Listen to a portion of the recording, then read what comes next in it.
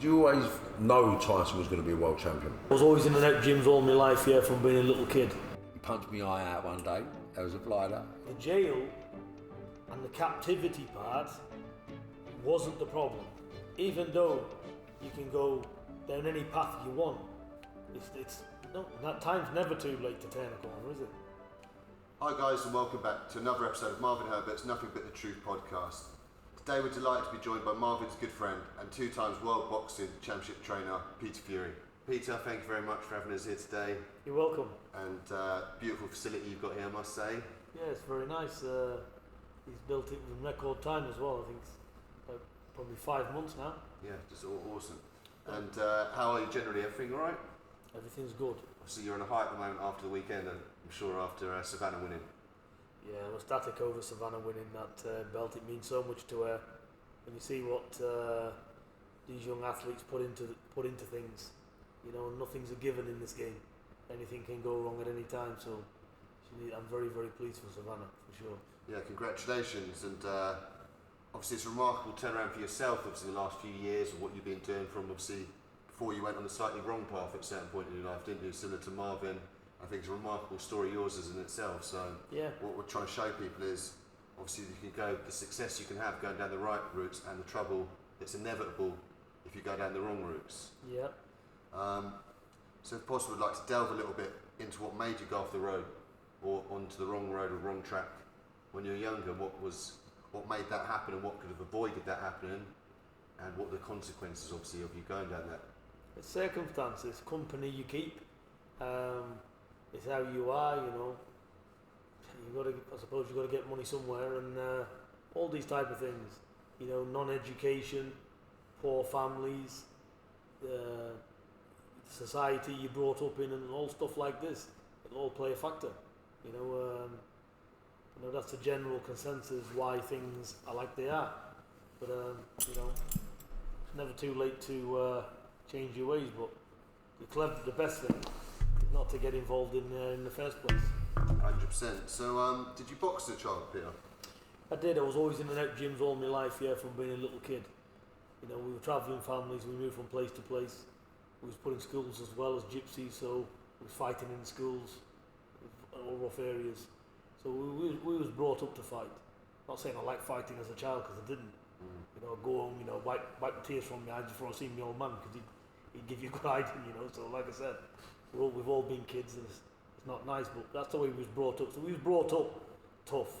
So we was brought up where, you know, sink or swim. We was in that kind of environment where even when we was little kids, we had to fight, because back then, you know, when you was entered in schools, all these kids are together, aren't they? And you know, when we was younger, there was all like pit mining villages and stuff. So, you know, all their kids, it was brought up tough in them days. In my day, you know, everybody could have a bit of a scrap, you know. So we was always, you know, being called gypsies and stuff. So we was fighting in the schools all the time, and never made friends in any of the schools, because we was there for a couple of weeks. Moved to another one for a few weeks. So it was like that. So. And then we moved on when we went to boxing gyms up and down. So yeah, we've always when we was younger, me and my brothers was always in boxing clubs, and you know, and having bits of street fights with other young lads and stuff like that. Yeah, indeed. Were you fighting a lot between your brothers when you were kids? Not between ourselves, no. No. I had another brother who wasn't troublesome at all. And my brother Hughie, my late brother Hughie, God rest his soul, and my brother John. You know, I think you take back, you know, it's just in your blood, isn't it? I don't know what it is. But my brother Jimmy was quiet, he was like my old man.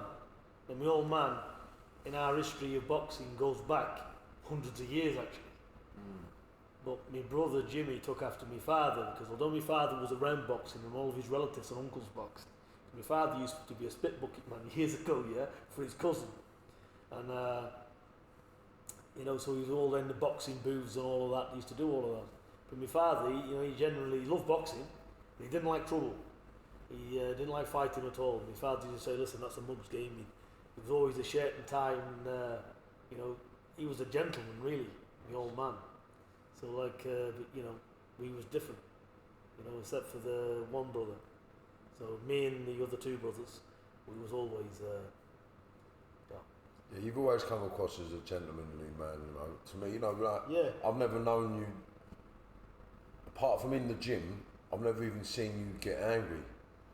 No, because you know, Marvin, you've come from the same as me, and we knowed each other when we was in all that type of game. Yeah.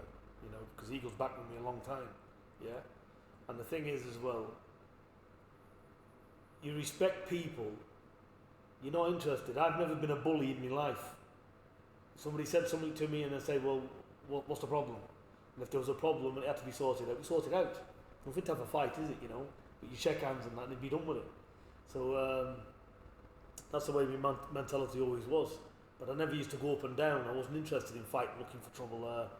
You know, I was interested in getting me living, and that's what I was interested in, surrounding myself with decent people.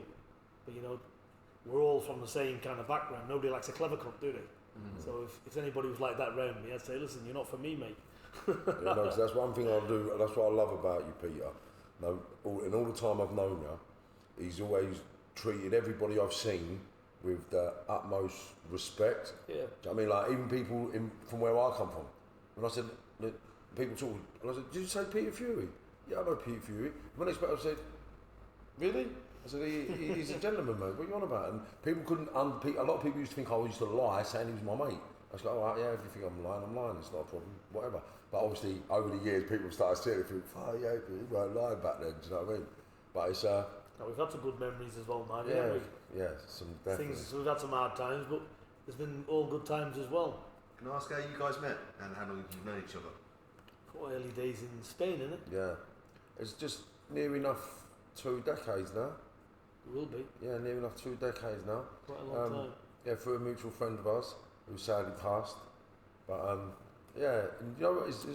It's like the merging of minds. Like I've always wanted to be a better person than I was.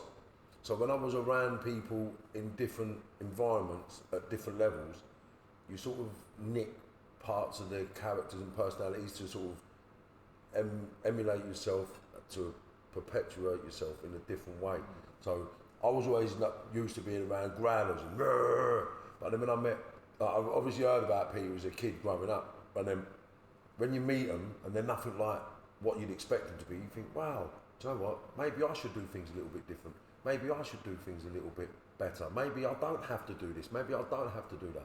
You know, and I can honestly say that from the day I've met Peter, we've never had a heated debate, a conflictuous argument. We've had family time, quality time, and just nothing but lovely experiences. I mean, I've got to apologise for not coming to your 50th, but because I was just on the cusp of my transition, do you know what I mean? I didn't You know what? Forget the 50th, yeah. The kid's done it. I didn't even want it myself. Because I heard it. I couldn't even be bothered with it. They'd done a surprise thing for me, you know. Some birthday thing. Anyway, does the surprise thing 50th for me. Next thing, I get to build the next morning. I said, and I supposed to have this. I said it's on surprise, and I've been treated or something. I said, I've got the fucking bill. Yeah, there's your surprise. I said, I didn't even want it in the first place. Yeah, because I got the invite, and I thought, well, do you know what? Yeah. I don't. You know what? Because I was coming away from that life, and I knew Peter had made a choice a few years prior to that. I just sort of respect the fact that because might have been under investigation for other activities, I didn't want to go there and then they say, oh, see, he ain't changed. This is who he's got there. And I just felt a little bit guilty for going, but I've always wanted to apologise for that, so I'll take this opportunity. No, none needed. I hope you come at my 50th. It's in 15 months. yeah. I'm 50 in 15 months. Can't believe it. Can't believe I made it. It's crazy. See what though, time does it. Goes pretty quick. Yeah. Very quick, actually. Yeah. Sorry to cut you. So you're talking earlier, saying obviously you were into the fighting as a boy, whole family were, and you're obviously tough, and your brother obviously went on to be a professional boxer. Is there no aspirations of that for you? You didn't. I just never had the time, you know. I had an amateur fight or something, and had a pro fight, but you know, I never trained or anything, and I just never had the time to do it because I was married early, and you know, I was getting on as well, and when I got married, you know, things started to fall into place, and you know, it was like I never had the time. I'd always liked the sport, so I'd always pop into the boxing gym, you know, see how the brother was doing and stuff like that. And If he couldn't get sparring, I'd help him out with the sparring, you know, stuff like that. But look, back in them days, if you're earning 3, 4, 5, 7, 10 grand a week, you know, you're not going to want to fight for 250 quid and drop all of that and live in the gym, are you? Yeah, no, you can.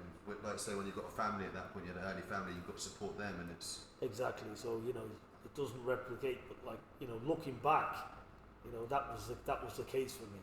I'm quite sure if I couldn't have got me living and circumstances would have been different, I'd have been headlong into boxing, and that would have been it because I did like it.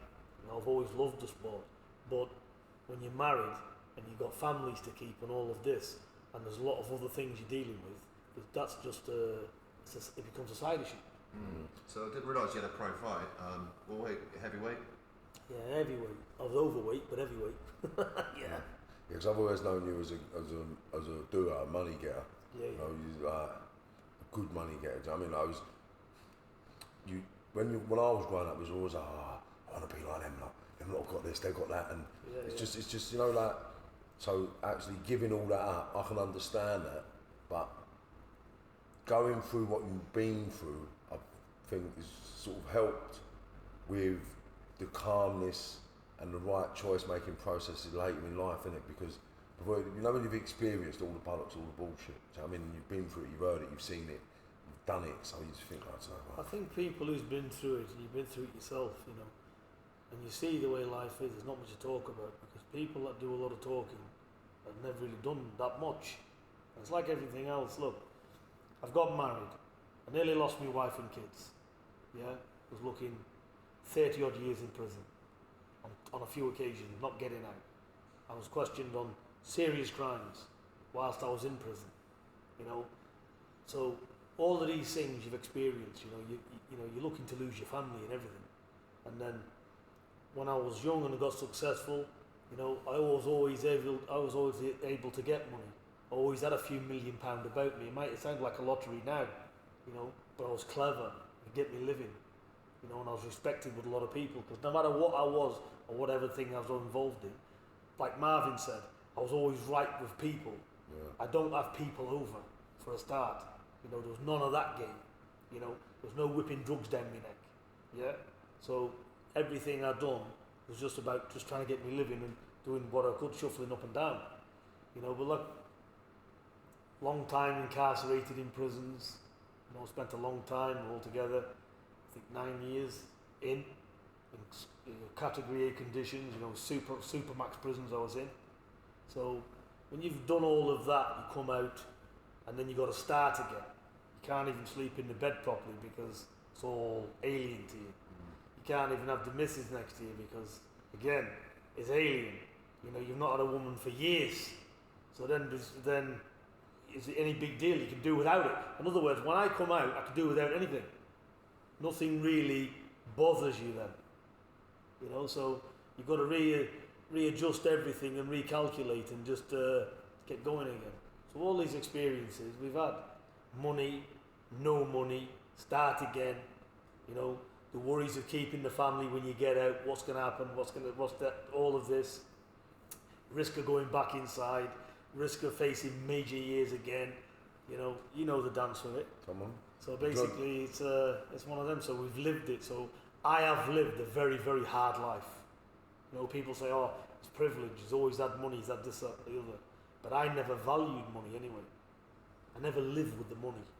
I think the one thing that stood out for me with Peter is the family tie, the family bond, you know, like the way the family stick together, like it is the epitome of family. I mean, like when I spent time around the family, I've spent time around the whole family. Not so much John, but everybody else, the nephews, the cousins, Peter's kids, Peter's baby kids, Peter's older kids. And the way they treat each other, communicate and sort of conduct themselves is phenomenal. It's like, it's amazing to be around. Like, I never thought families existed like that. Like, I've never seen any of the family. I'm not saying it just for saying its sake, but I've spent some quality time with Peter and the family, and I've never once seen the family have a conflictuous, heated debate or an argument. Do you know what I mean? Like, sometimes you can feel that someone wants to say something, but the respect levels, like, you know, like, it's just everything's dealt with in a correct manner, do you know what I mean? Yeah, And the sons and nephews probably saying to themselves, "I'll kill that old bastard," but you know. They'd never say it. I really like the way that a lot of travel families are really close knit, and some of my Turkish friends, their family are real close knit. It's all about family. It's that one goal, working together rather than all going off in different directions. Well, that's the thing that had a lot to play with, sort of your transition, your family and stuff. I did, Marvin, without a doubt. You hit it on the nail there. You know, my wife, my children, and things like that. Yeah, that made me turn the corner because you know, I've got a very, very good woman in my wife. You know, she's devoted her life to me.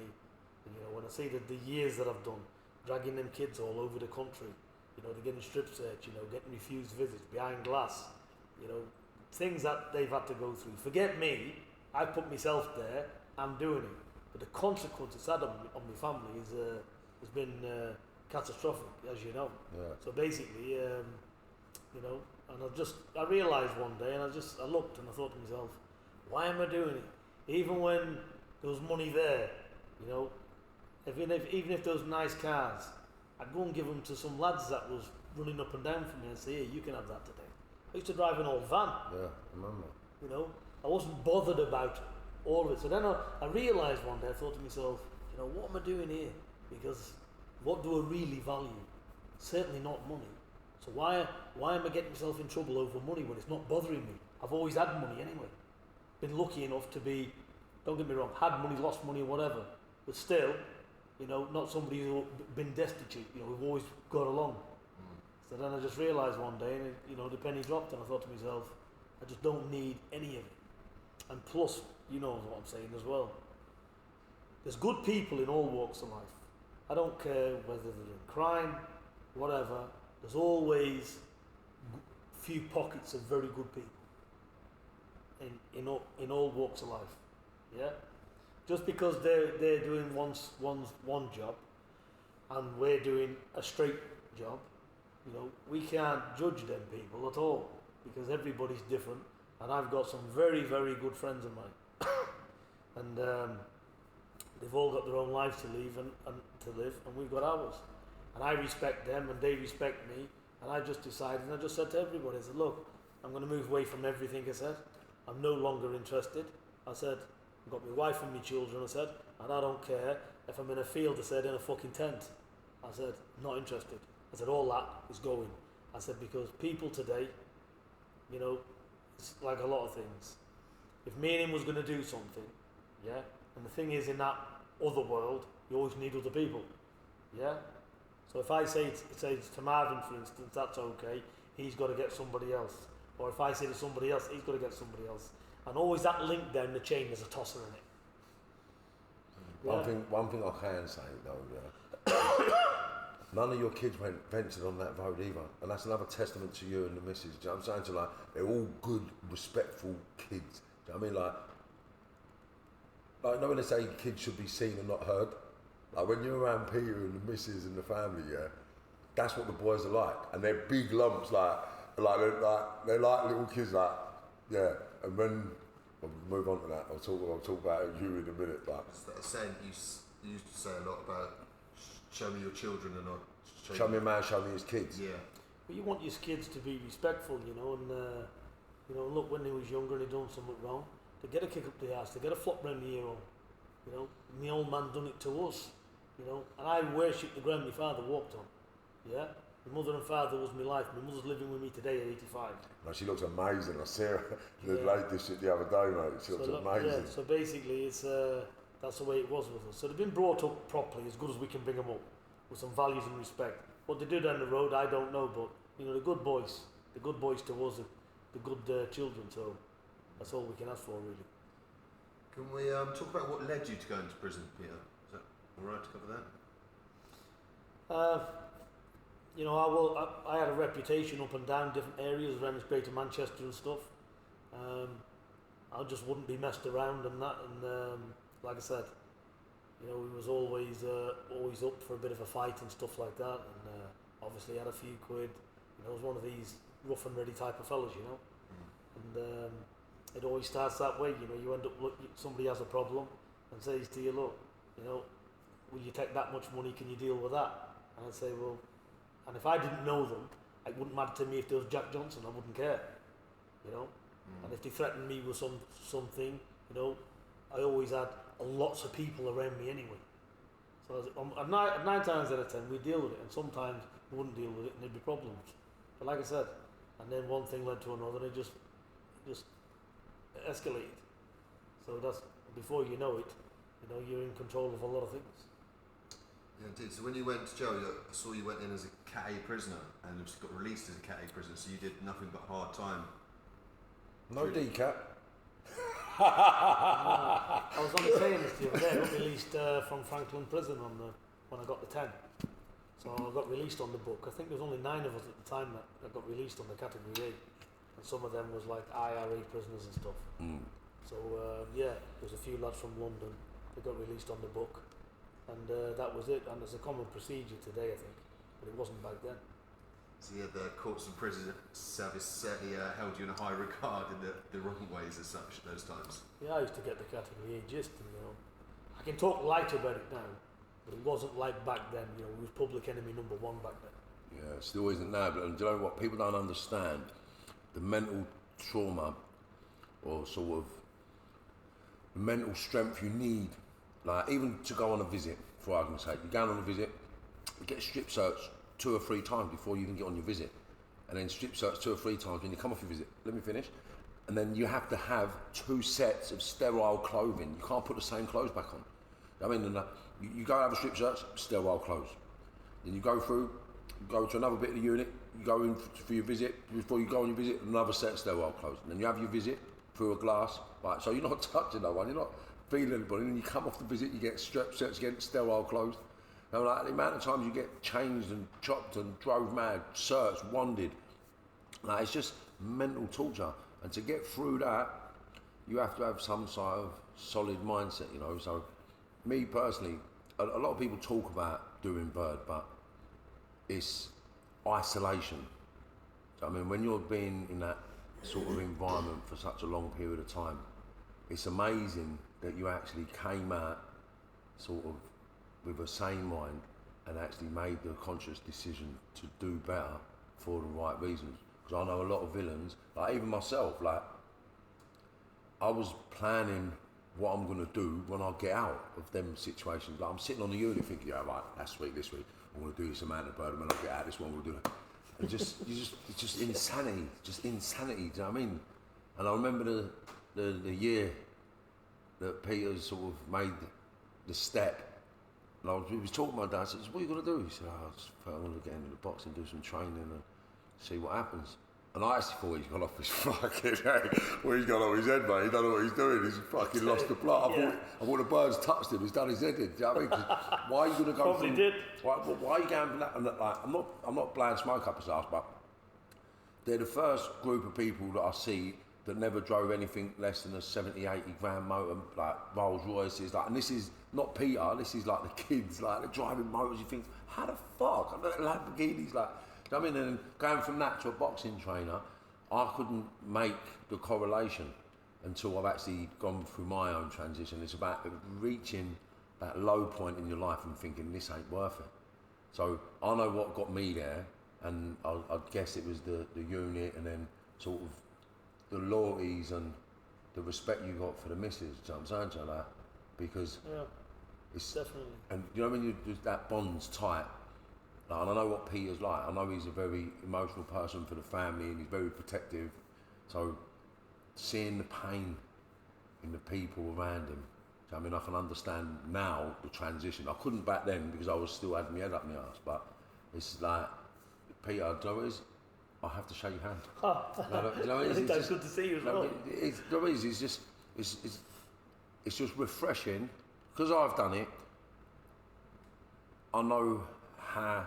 You know the word you're looking for, and I'll tell you. You might not even, although you've turned the corner, and you have, and I'm very happy.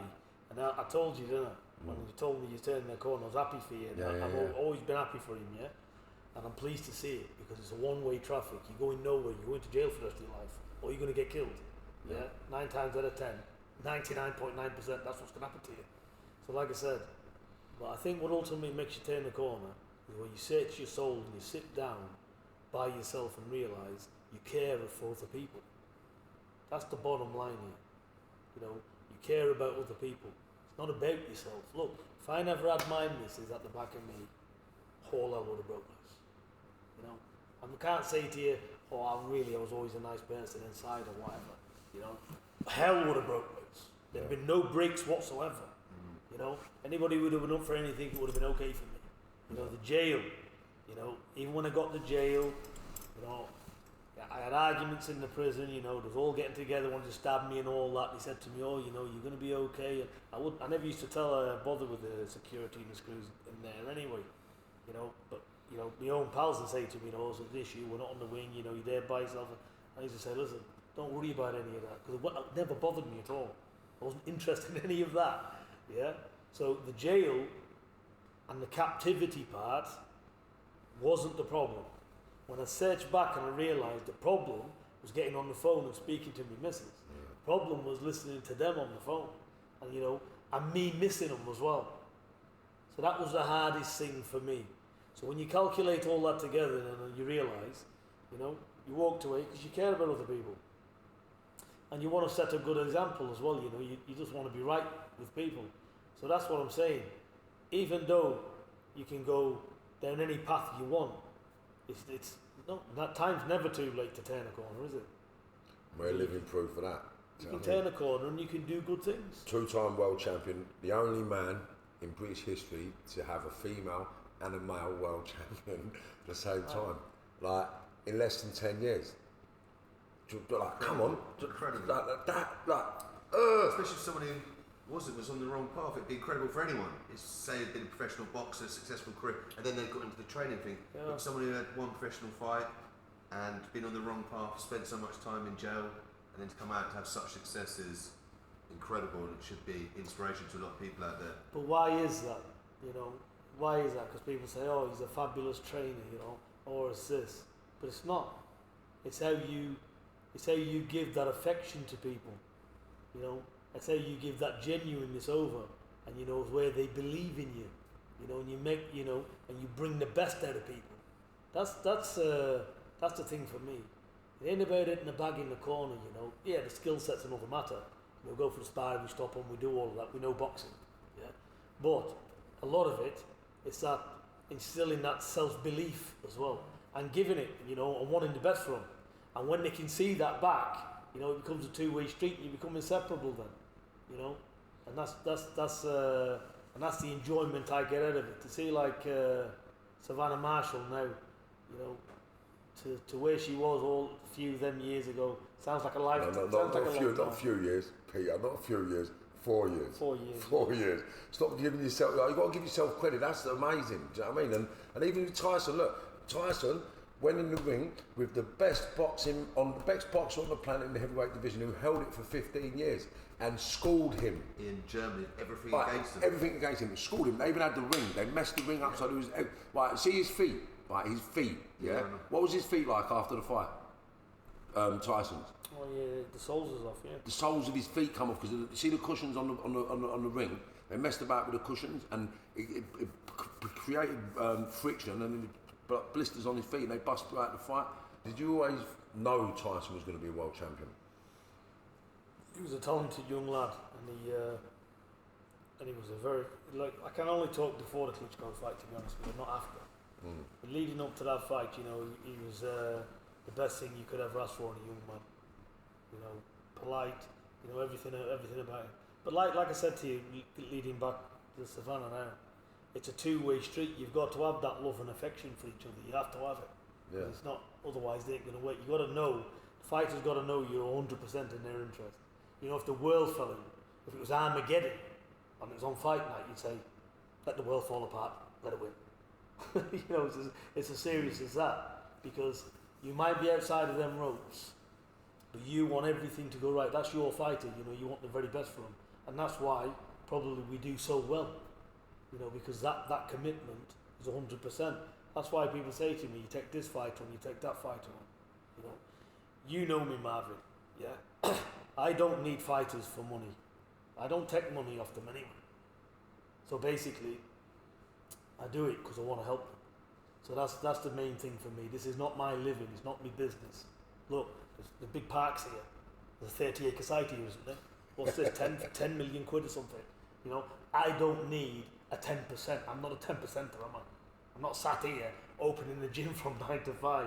I've got my son there, yeah, and I've got Savannah Marshal, because I can give them 150% of me. Moving on to Hughie, right? Because I remember when I met Hughie, I think it was 2009, just before the CYPs, wasn't it? Just before we went over to Russia, do you remember? That's right, wasn't Yeah, it? just before, and he was, I think he was... Oh, he's 16? Yeah, 16, 17, like super middleweight, or just going up to crew. He weren't, CYPs, what's that? it's a competition in Russia, and This is the time we sparred him in Spain. yeah, on the roof, on the terrace. Yeah, He was 80 kilos. yeah, that was it. Something like that. 77? Yeah.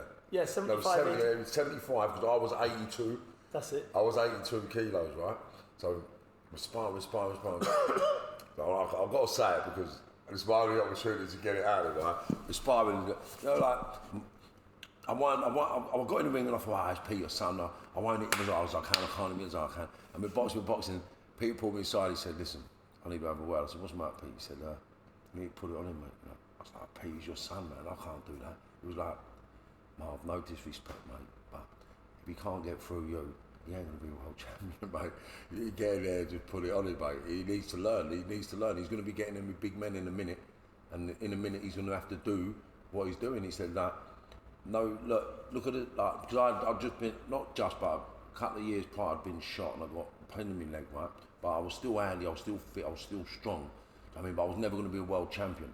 So I understood it after, rather than at the time. I was like, but Pete, was your son. He said, Marvin, if he can't do you, he ain't going to be world champion. What the fuck? Get in and do what you got to do. And I got in, and I can honestly say, I actually tried to knock this kid out. Yeah, you know, like, I thought, you know what, I've got it in here. I said, Hughie, I said, do you want to be world champion, Hughie? He was like, yeah. I said, you sure? He was like, yeah. I said, you know, we're going to go for it now then, yeah?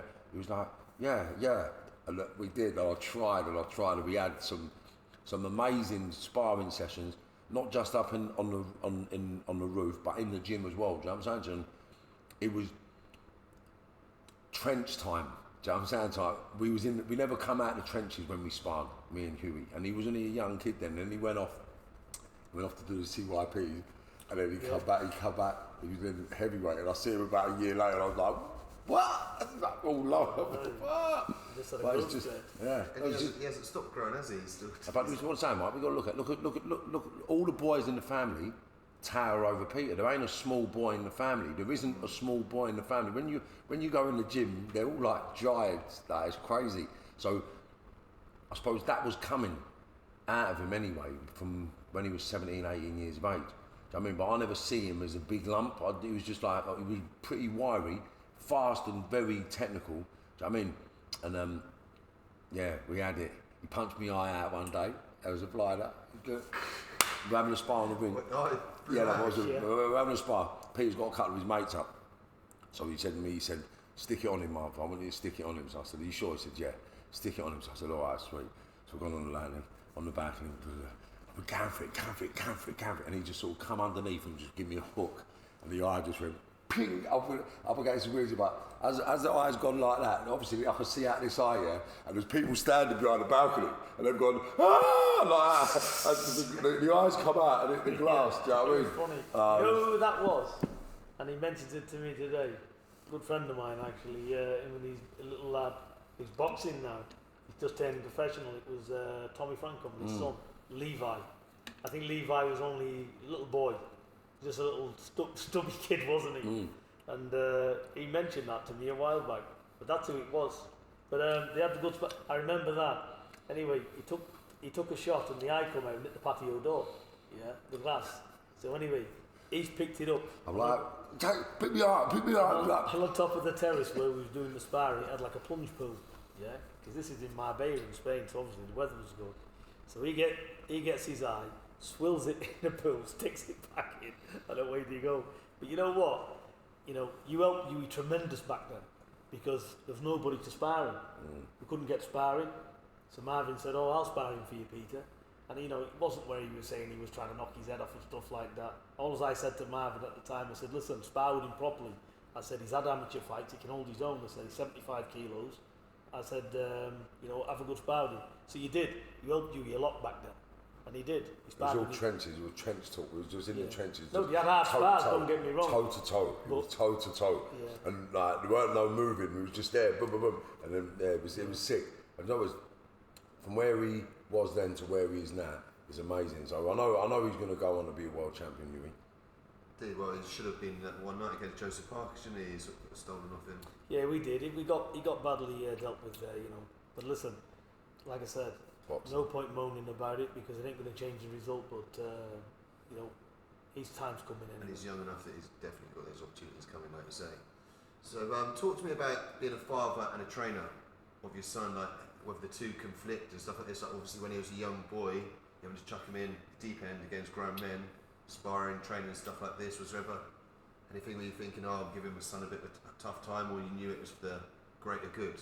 Because boxing's one of these sports you can't go easy on someone because you end up doing them injustice. You can't say, "Don't punch my son in the face." Well, it's one of these things. They have to get in at the deep end. So if everyone goes easy on them the whole time, when it comes to the night, I think Hughie's fought everybody at a young age. You know, like fighting between him now could be anybody, wouldn't bother him. You know, he's took some of the best punches in the heavyweight division. You know, he's got a chin like a piece of granite. You know, He definitely has. He's a tough lad. So basically, he's just, all as it is, that transition from a boy to a man, it takes time. And you know, I said the other day on an interview, you look at him when he fought Povetkin, 16 stone 1, you know, he's still got that boyish shape to him, you know. When you see him today, he'll be here in a minute, you know, he's trained down, he's had 8 to 10 weeks camps, you know, he's 17 and a half stone. yeah, I just said he's putting on weight. He's still. another 18 pound of solidness from 16 stone a year ago. Jesus. So it's not because of the weights and anything he's doing, it's because of the age. Yeah, the man strength. That man strength is coming. You know, the way he spars, you know, he holds his feet, you know, he's different character completely because he's grown up. He's had to do, hasn't he? He's grown up in the sport. Do you think he rushed a little bit in the beginning? Or do you think it was all done in the right time? Done in the right time because I don't look what fighters do today. You know, I look what fighters did in the olden days. You know, and the way they was brought through. You know, all the great fighters, you know, it was all match tough. You know, and that's put this way, you've heard of that saying, sink or swim, ain't you? Yeah. You know, He ain't had no easy fights either, is he? Let's You know, walk in the park. Let's see what you're like when you get tested. Let's see what you're like if you get the short end of the stick. Let's see what you do. You know, brushes off, he's in the gym and he's progressing his work. The only time you can overmatch a young fighter, he's never been overmatched. Because what overmatching means is if a fighter gets in there and the other one annihilates him, and all of a sudden he's on the floor, you know, and his jaw's broke, or his nose is plastered all over his face, and you've got to get him round with smelling salts, then he's been overmatched. Yeah. You know what I'm saying? Yeah. With him, he hasn't. The fights that he's had and the fights he's come short is because he's not done enough himself. Yeah? But the fighter in front of him is not saying he's too good for him. He's not. He could have done a lot more. He just hasn't because he hasn't developed mentally and physically for that fight. Yeah. It's too early. But too early in the regards there's not too early to gain valuable learning experience from it. Because what he's learned over the last 5 years is amazing. Now he knows when he's in there, he knows, doesn't he, you know? Listen, I fought these when I've been a young lad. Yeah. I fought world level. When I was learning. When really it's not even on a fair playing field. I think it's only the Povetkin fight that he actually got beaten in the Parker when he did it. The Pulev when he also got the bad cut and it was such a close fight. But these are all world-class fighters, do you know what I mean? And this is like... Pulev, head of all of them, was very unlucky because he took Pulev there. The cut was horrific. And he got cut in sparring and he had micro-stitched and they told us it was going to be fine. And when we got over there, Kerry Kay seen it and he went, that's coming straight open. Well, we was at the weigh-in. So, sure enough, he took a jab, I think in the second round, and it flew open. Or in the first round, I can't remember, but early on. And that was the end of that. It all went downhill. And so, yeah. But still, he's learnt from that. You know, how much can you learn from this fight then? Yeah, you can't buy this experience, yeah? The cut's going to be fine, goes over there. on the way in, Kerry Kay says, look, it's opening up, we'll just have to deal the best we can. It opens up twice the size as it was. Because when it's been hit, it's split wider, which that's what happens with cuts anyway. They go wider, don't they? So it opens up. Referee then comes over and goes, I don't like that, I'm going to be stopping this fight. Yeah? And because it was spurting the blood, he wasn't giving Kerry time to fix it. He was saying, look, Kerry was saying, look, give me a bit of time with it. And he went, okay, he said, but I will be stopping it. I'm not going to go, that's not going to go on like that. So I then said to Hughie in the corner, get out and have a fight with him. I said, you're either going to have to get rid of him or you're going to get stopped anyway. Yeah? So Hughie went out and tried to get rid of him. All of his boxing went out the window. Yeah? He brought it to Pulev. And when he come back, the referees had another look at it and let it go on. So then he's had to do the full 12 rounds. Well, he was shot, wasn't he? So all them rounds, he was stood there, he'd emptied his tank. And people in boxing will understand that. So everything, he was drained, but even so, still did the 12. Still learning though, man. And yeah. For a young boy to do that with the people at the highest level in that, like, and I'll say this now, right? I used to believe, right, I was a bit of a handful, I was a bit of a naughty member and I could have a fight. So I believed, before I got into boxing, that I would weigh in all these boxers, right? And then basically, when we opened MTK at MGM, Matthew Macklin was you the could guy. have a proper fight, Yeah. He was one tough Northumber, he was. Yeah, really. Nobody messed with you, Marvin, would No, they? but that's the thing. So I really thought I could be a world champion. But then when I actually see world champions train and what they go through, and I've tried to copy that, mate, I thought, wow, and that's what started making me think differently about boxing. So for a young man to get in the ring with world class, world champion, world title contenders, like, it is amazing, because I couldn't do that. I know I could get in with British, European, and someone that's still competing to be a world champion, but an actual fledged, like 5-10 year world champion contender, a normal man can't get in the ring and fight them. Do you know what I'm saying? So the levels that Hughie got to in such a short space of time, I believe, was pretty amazing, 100% incredible. Yeah, incredible, mate, and that's a testament to his dad. The sky's the limit for him. He's doing well, and he should be fighting now in 3 weeks. But we just heard today Povetkin's tested positive. Oh God! So we're just looking at. It's always boxing's always like that, Yeah. isn't it? We're Because just other looking things at, like Get the Joshua card instead, maybe. I don't know, just to talk out when he can get on. I wait to hear from the team and that's what they say. going back to the mindset of boxing, right? Because also as well, he had a little bit of an issue with his mindset, with his skin for a little while as well, didn't he? He's had a few issues. Yeah, he had a skin problem, like a severe acne. Yeah. And How's all that panned out now? Yeah, he's perfect. It's, again, it's part of growing up, I isn't was it? going to say, your face is spotless as well now. It's like, you look radiant, well, do you know what I'm saying to you? Yeah. Like, it's nice. It's nice to see though, Peter. Do you know what I'm saying to you? Like, when you see people and you think, wow, look, he looks tired. Like, although it's been stressful, although it's been challenging, do you know what I mean, you still look very well, And I can't wait to see Hughie. Do you know what I'm saying to you? Because I remember going to see him when, where was it? Bolton, wasn't it? That was the last time he was up. Yeah, Bolton, yeah, up in Bolton. And you could see he just wasn't himself.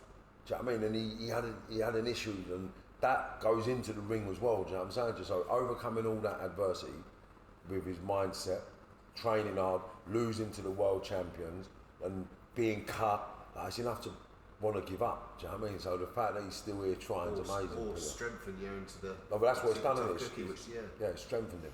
Life is like the weather. It's like a turbulent sea, innit? It's never that calm always, is it? Life, you need to understand, it goes up and down.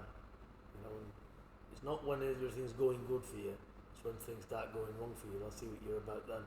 Because that's what life's about, really. It's a roller coaster, isn't it? Yeah, it's the bad that creates the man rather than the good, isn't it? It is, yeah, because like I said, that's why they say when you mention people with silver spoons in the mouth, don't they? They've never been seen the other side. So like I said, it's life. But he gets his cool and calm collective side from you though, doesn't he? Because you've always been cool and calm. Yeah, because I've realised, I've seen it all before, you've seen things, haven't you? Yeah. Look, if somebody's going to do something and they've got serious intentions, you ain't going to know about it. is going to get done anyway. Yeah. Yeah? If somebody, you know, there's going to be a problem or somebody wants to have a fight with you or whatever, they're not going to shout and scream. It's just a case of, well, if that's what it's going to be, that's it. You've got it to do, haven't you? Empty vessels spring to mind. Yeah. Do you know what I mean? So it's you see it all over the years. You see a lot of things over the years, and you know, take all that away. There's no substitute for being nice, is there?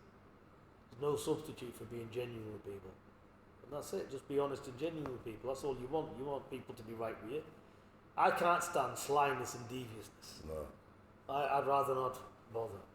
I know some of the probably the wealthiest people in. I know some very, very wealthy people. But I don't measure the man from that. You know, I know I've got people as friends of mine who've never done a day's work together. You know, but I've known them for 30 odd years. You know, they're friends of mine.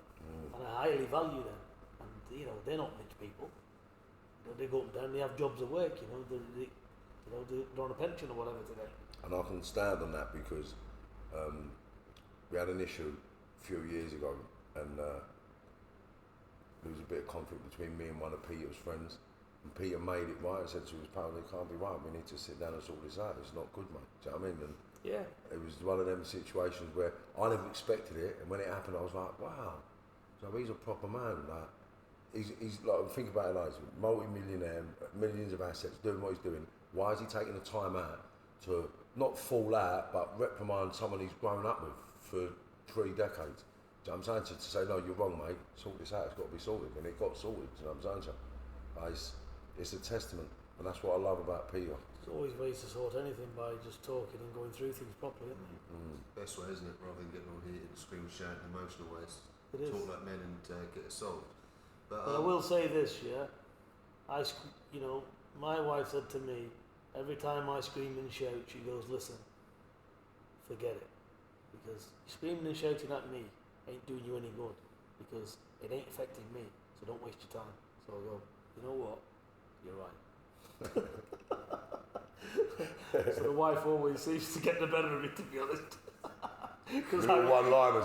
Arguing with that missus, I might as well be arguing with that. Takes no more notice of me than flying in the air. That's the way it is. I just remember the one-liners, mate. One-liners, like, put on it, and walks off, he's like, damn. So touching a minute ago, we were talking about the hard times create the man. And so obviously you went through some hard times, you went to jail. Obviously your family suffered while you were there. Do you, obviously you regret going to jail, but do you regret the path you took, or did that path you took create the man you are today? And it was well, listen, there's always good comes out of negatives, yeah, if you want to turn it that way. But it could have been avoided in the first place. You know, a wise man doesn't have to go and get himself burnt in a fire, does he, to realise he's going to get burnt. You know, so it is one of them. But I think for what you got to do is not look to blame people. Don't separate society, yeah, and say, oh, the police, you know, fuck them, this and that. Well, they ain't going to bother with you if you're leading a proper law-abiding life, are they? You know, so don't blame the police. It's like me saying now, I've been to prison for years and I'm going to blame all the prison, I'm going to blame all security. You know what? I talked to some of them prison officers today, they're retired. They're friends of mine. Because I don't look at them with a t-shirt on, yeah? They're people there, right? It's not their fault. Nobody's to blame for your actions, yeah? Only yourself. Deal with it. Nobody's to blame. Even the people that arrested me, look, they tried to get me 40 years. The police at the time said to me, listen, if we can get you life and you're never getting out again, that's what we want for you. Yeah. I don't dismind them. Maybe they was right back then because my mindset was on another planet. So they had reasons for that. Yeah? Because you've created them reasons and let them people be that way towards you. Because back then when I was younger, it's only the police that could have stopped me anyway. It was nobody in society that could have done it. Yeah, so none of That's your family, not happening. Your family couldn't have got involved. No, Nobody could have confrontation me or stuck it on me toes and said, you're not doing this, you're not doing that. Listen, they have to give me a bullet. You know? Yeah. That's the way it was back then. So it's only, none of it's going to do anything really. The only time that's going to change is yourself. The only person that would have changed me back then, and I wouldn't be here today, my old man said to me, God love him when he was alive, he said, son, he said, I know you don't listen to me much, he said, and I never forget it. He said, but I'm going to tell you anyway. He said, because listen, I know you're not listening. Give me 5 minutes. You are going to prison for a long time, number one. Or number two, he said, you're getting a bullet. He said, either one is on the cards. I hope, he said, it's the first one. I hope it's just jail you're going to get. He said, because you know, and I know, he said, you're going to get assassinated. You're going to get done in. He said, because people ain't going to face you, he said, and have fights up and down, he said. You are going to get severely dealt with. Yeah? One or the other. And I got the first one. Yeah, indeed. Thank God you got the first one. So the old man was right again. Indeed, thankfully, and so obviously it's probably years later that you heed that advice in the right way when what he was trying to tell you at the time. It didn't sink in, and so yeah, you don't do it when you're younger. You don't listen, do you? But when you get older, you realise. Indeed. So important thing to try and teach kids, try and put them off obviously taking that certain course. What were the benefits of living that life of crime? What did you get out of living that life of crime at the time? You do meet some good people, don't you, Marvin? That's it. You know, we've got mutual friends of ours today. You know, and you meet good people, and you know they've turned their lives around as well. You know, some very good people. So it was quite remarkable, right? It might be the 21st century, but I don't think I've ever witnessed or seen or come into contact with so many people waking up around the same time to do the right thing. Like I was always encouraged to do crime as a kid, and you're a mug if you work, and don't do this, don't do that. But it's like everybody's been through so much over the last few decades that I think a high level criminal fraternity have actually just said, do you know what, we're ruining lives here, we're ruining things, you know, like let's make a difference. You look at these young lads on the street, they're in gangs or whatever, and, you know, they look at it and say, well, hang on a minute, it's all right for them talking. I haven't got £2 in my pocket. I could go without my dinner tonight. I've got nothing. I don't know whether they're left, right, or whatever. You know, because sometimes these young ones, you've got to get through to them in possibly a different way. It's all right talking to them. It's like me talking here and thinking, who the fuck is he, an old grey-headed man? What am I listening to him for? You know? So when you're young, you've got to try and look and see what does it. The only thing I will say to all young people on the street, impoverished families, you know, there's another way out. There is definitely. You don't need it. And we all young people, they're looking at people, you know, in their areas. There's always somebody who's got something, you know, they might have some nice pair of trainers on, they might have a nice jacket, they want to be like them. Yeah? All little kids look up to somebody, don't they? You know, and unfortunately in them type of areas, 9 times out of 10, the people looking into is in crime. Yeah, but that's what I've done. Exactly. So that's what I've done. So basically, it's not about that, because that is the wrong way. If they just sit and be patient, yeah, the basics for all young kids is to have manners and discipline and respect their elders, yeah, and do what you're told and go through all the shit and go and do your schooling. Go and do it, because I guarantee when they're doing the schooling and they stick to the course, things become better for them. That's the advice I would give them. You know, look, you can always eat. Nobody needs to starve today. You know, any child goes anywhere. You go into anywhere, you know, you'll get food or whatever. There's a roof over your head. People, if they seek help, can get it here. It's one of the best countries in the world, this is. Yeah? So there is help there. You just need to go and ask for it, go to school, and just try and be properly, and avenues open up. You know, get into sports. If you're not boxing, try another sport. You know what I've found as well with a lot of people, if you sit and think about it, if you're willing, if the mind is willing, everybody's got a gift and good at something. This is what I work with now, because obviously I believe, I never knew what purpose my life had until I'd made my transition. And now I've realised that I wouldn't have listened to anybody as a kid growing up unless it was me. So I believe that my life, my journey has got me to where I am today, so I could actually go and speak to these kids. And with the network I got, Peter, MTK, Watford Football Academy, you know, like Charlie Sloth in the music, Young Ambush, like all these avenues we've got, Johnny Till, Conor McGregor, all the avenues we've got for the combat sport, music and industry, what the kids want, we have the network to do that. So it's about us all amalgamating our minds, our networks, and giving the opportunities to all the right kids to make them realise that you can get what you want, but you have to work hard. Nothing comes easy. The only thing that comes easy is death and prison. They're the only two things that are guaranteed to come easy. You know, so moving forward, the life that we've all led to get us all to this point, because no one would ever put me and you together as pals. No one.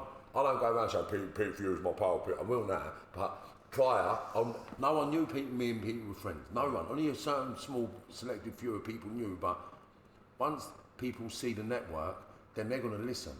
So, I mean, once they know they can touch the network, speak to the network, breathe in the same air as the network. Like, we've got MTK, we've got Pete, we've got Charlie Slough, we've got Little Ambush, we've got Watford Football Academy. Even Harry Redknapp is prepared to help us out. Do you know what I'm saying? So we have a network to help these youngsters. And that's what it's about. Us all coming together, working as a unit to perpetuate our species. And the youngsters are the most important thing to our species. And well, it is, and that's why put it this way as well. So being good and being nice with people, look what can flourish from it. well, so I've stopped screaming and shouting, right? Because remember I used to talk a lot higher, right? And I was always very irate. So now I've changed my personality and character. I got myself to Downing Street. Like, who'd ever have imagined Marvin Herbert in Downing Street? Like, it was, you think 10 years ago. I couldn't even imagine that name, Marvin, never mind you going in there. You're just mentioning these other sort of celebrities and sporting figures, but I think it's people like you guys who have been in the bad places, they've been to the top of the underworld, who could send a message that's going to resonate more with the children rather than these people that's all been good. When you've been in a bad place. I think you misunderstood what I was saying. I was saying we are the people to engage with these 100%, kids, that's right? But yeah. what we have, Yes. as a collective is a phenomenal network. Oh, yeah, of course. Right? We have the network. Do you know what I mean? The network Peter's got, the network I've got, the network MTK's got, the network Watford's got. Like Watford USA, Time Out Soccer with Robert Eason. We got young Charlie Slough with the music industry all around the world at the moment. I mean, then all the young artists from the street can relate to Ambush. So we've got the pecking order of the whole environment in place for a legitimate process of sort of rehabilitation, training and employment.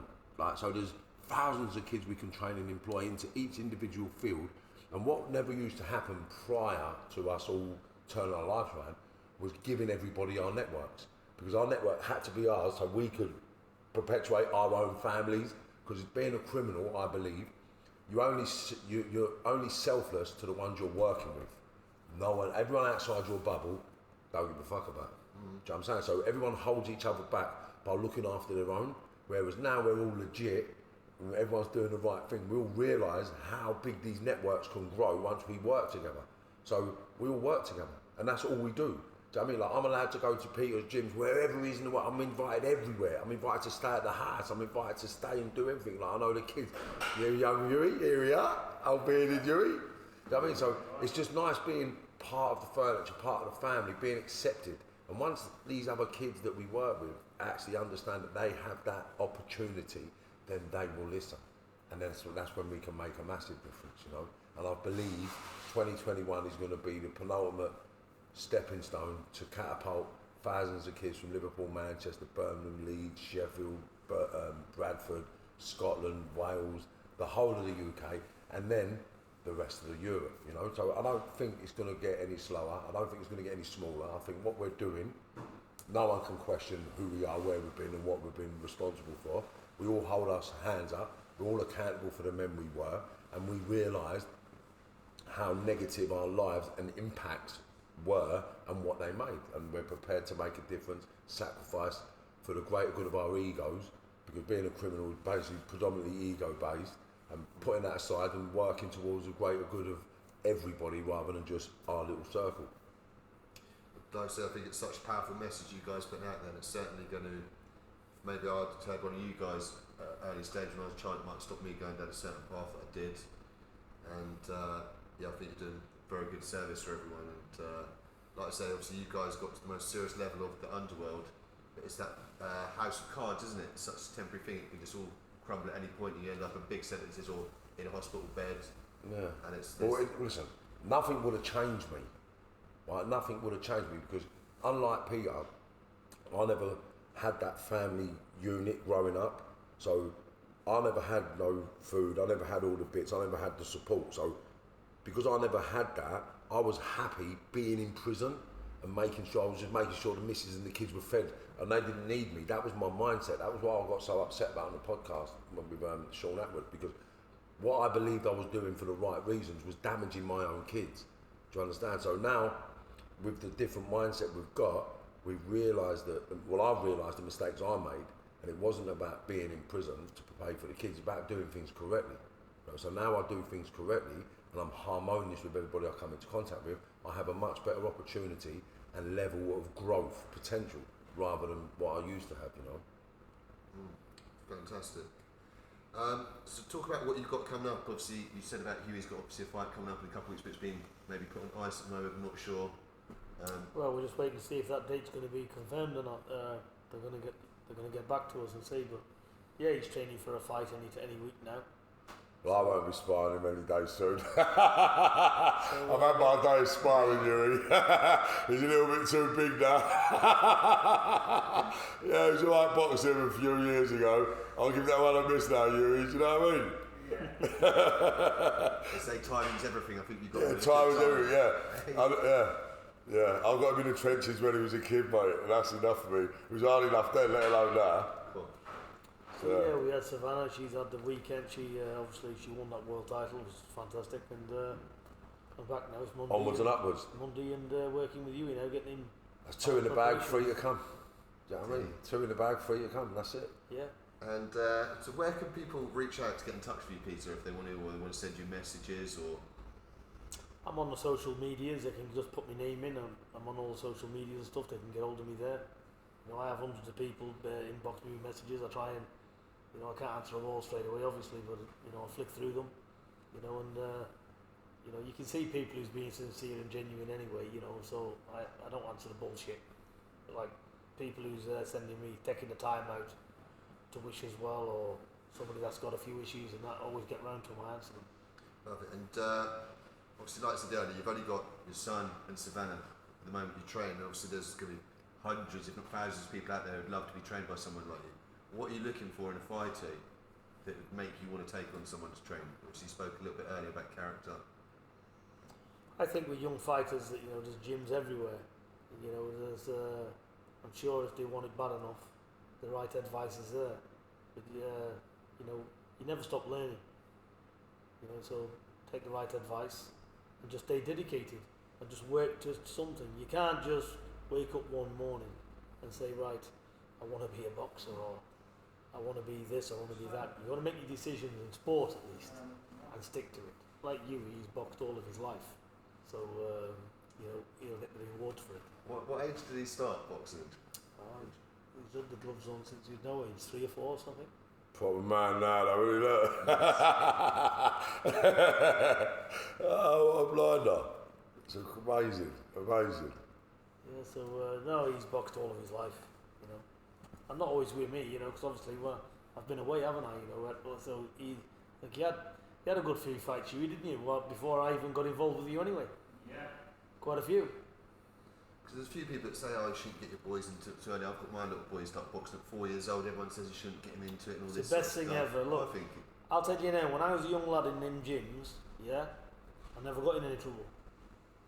As soon as I come out of them gyms, yeah, started getting involved in other stuff, then the gym stopped and I was doing something else. and that's So, exactly yeah. why I've got him into it, because I was a little bit too much of a follower as well, where I weren't physically that confident, I weren't tough on, so I used to follow all this sort of tough boy stuff like this. I thought, chuck a little one in the gym at that age, he's not going to be a follower, he's going to be a leader. You see all the older boys in the gym, they're not on drugs or nothing like this, they want to be fit, they want to be strong. That's And what I happened wanted to me. be I like.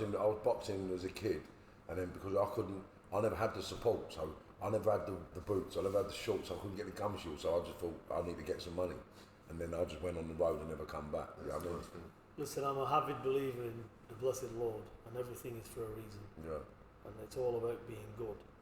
Yeah, and it's like you know, all right, you got shot, and you know, you're lucky to be here, to be honest. But like what you just said, right? Because I've always done good for people. You was Do you know meant what I to mean? I be was meant to be so there. it wasn't your time. It wasn't my And time. you know, look, if anybody can give examples to young kids. You know, it is people like Marvin. He's been on the other side. He's nearly lost his life. You know, and look at him today. You know, he's training as hard as anybody. He is fitter than anybody I know. And I do. But he is. He's fit. He's strong. You know, and you know what a testament. You know, because half of him is bionic. He's half metal. You know, 300 metres. where he's been shot to pieces. 300 metre sprints on the rowing machine in less than a minute. You've got to give people the maximum credit because look where he is now. So it's a platform for you to speak, platform for myself to speak. So basically, these young kids do need to listen because the other way is no way at all. It's a waste of time. And look, I've got sons myself. They're not in trouble. They're having a good life. They're having a better life than what I led when I was their age. And the training plays a massive part. Without the training, I wouldn't be the man I am today. I couldn't be the man I am today. I said, never give up and just dig deep, dig hard and just keep it moving. You know what I'm saying, John? And that'll bring results. I've done that much training over my life. I prefer a steak pie or something. But no, on a serious note, it is. It's nice to be able to give something back. Yeah. Positive. Positive. Well, he's certainly doing that. He's certainly putting out a positive message that hopefully going to touch lots of people's life and stop them maybe going down the same destructive path and get them on the successful path that you're on today instead of that. Well, success breeds success, doesn't it? It's like, let's talk about Savannah now. She'll do on to good things. This world title is just a beginning for her, you know, and all the experiences she's going to go through. Can you imagine what she's going to be doing when whether she gets married, has children, whatever she does, whether she continues in boxing, teaching, lecturing people, you know, look at the platform she's got. So it's just good things spread. Yeah, you've got huge things coming up with her. She's the only woman to beat in Clarissa Shields in amateur or pro, isn't she? Amateur boxing to me doesn't really mean much. You know, when I got Savannah, you know, hairstyle has changed 360 degrees. Amateur boxing helps so far as one thing, yeah? And I believe in amateur boxing, not crippling it for 1 second. Hughie had a lot of amateur fights. Before you turn pro, all young kids need to have amateur fights because I like amateur boxing. I'm a big fan of it. But amateur boxing and pro boxing is a different game. What amateur boxing does is learn you how to get ready, go in the ring and physically step in, step out.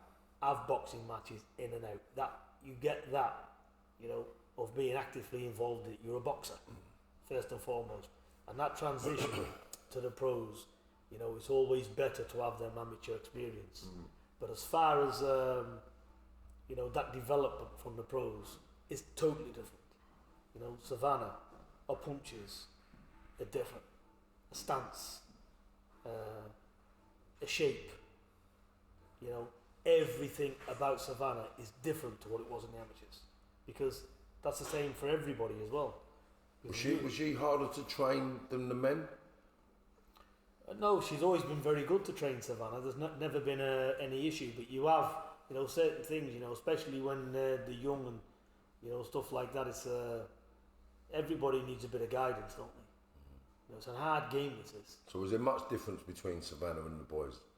Like, did you ever think you'd have a female world champion? There's another question. I never even thought I'd be training a female full stop. Do you know what I mean? So I didn't. And you know, this is what I mean.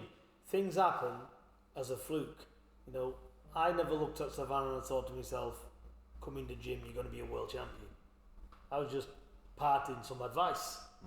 You know, so you just can't say it's up to the person, the individual, how much they want it as well.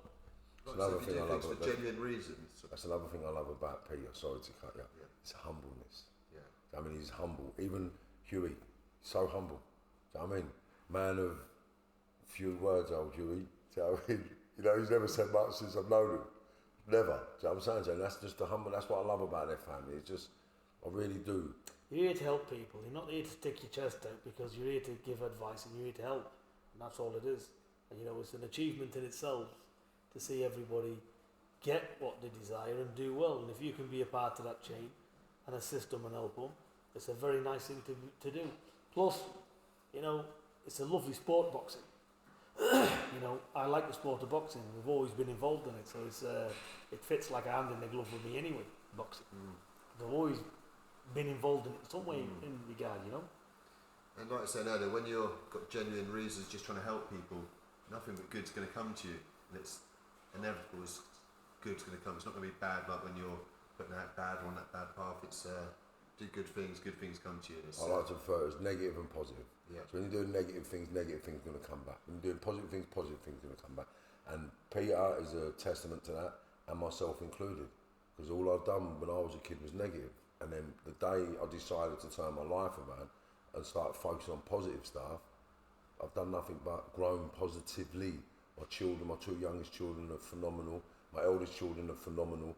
And it's been a blessing to have actually lived my life, been in contact with people such as Peter and everybody else in the network, you know, and that's only come because of me being nice or doing nice things for people. Although some of the nice things I've done for people were negative, it was still nice things for people, although it was negative, but we made the transition, we're making steps in the right direction, we're looking to help and advise and sort of support anybody that wants to make a difference as well, you know. So moving forward, I just hope and pray that we help more people than we see fall. You know? Indeed. But is there anything else you want to touch on? I've got nothing else to cover. There's nothing else to cover. Start, middle and end, that one. Like I said, I've really enjoyed today, and I think a lot of people are going to get a lot out of this from hearing the sort of bad and then the transition to the good. They can do it. It's just, there's no glorification of the stuff we've done. You know, it's that we've accepted, we had to do it, we chose to do it, we accepted the consequences of doing it, and now we're just saying... That's wicked, because you two are both the real deal, and you know there is no glory in doing all this bad stuff, and it's only these young boys who never done it, who are trying to make out that there's glory in it, it's great, and they're trying to lead people in. There isn't any glory in their life. Friend of mine, and I think you've met him once or twice, he always said to me, he's a very good pal of mine. Okay. And he said to me once, he went, Peter, he said, you see all these here? He said, what? He said, and he said, you see all these? He said, and he said, we're in a system, he said, of 1,800 prisoners or whatever. He said, but there's only me, you, him, and possibly him over there. He said, that speak. He said, the rest of the 1,800, he said, we don't bother with. He said, you know why that is? I said, why is that? He said, because water finds its own level. Yeah, I like that. I like that. That's what he told me. I always remember that, and he's right. And then he used to say to me, you know, about when he used to come up on visits and they'd all have dolly birds coming up and this and that with chest stuck out and all of that. And he'd say to me, he said, he was always a man of like a bit of wisdom and talking, you know. And I got a lot of feeling for him anyway. Still today, we speak today regularly, a good friend of mine. And he used to say, what did he say to me? You know, why would you have meat pie, he said, when you got steak indoors? But this is the thing, I don't understand why men cheat on their missus. I've never, like... So it was all them type of things, crazy. The things that they used to say, you know. So, you know, you take all these things and, you know, you just apply them, don't you? You listen to good advice, sense, Proper sense. Proper sense. Stay focused, stay safe, stay focused, stay positive. That's my new slogan. Nice. No, that's it. That's what it's all about. It's about helping everybody stay safe, stay focused, and stay positive towards that ultimate goal of achievement and success with a positive stream of behaviour, conduct, and reward. Indeed. Well, I'd like to thank you very much for taking the time today, Peter. Very enjoyable. Thank you kindly. Anytime. And I'll be able to do some training soon as well. Guys, it's been nothing but the truth with Peter Fury. Thank you very much.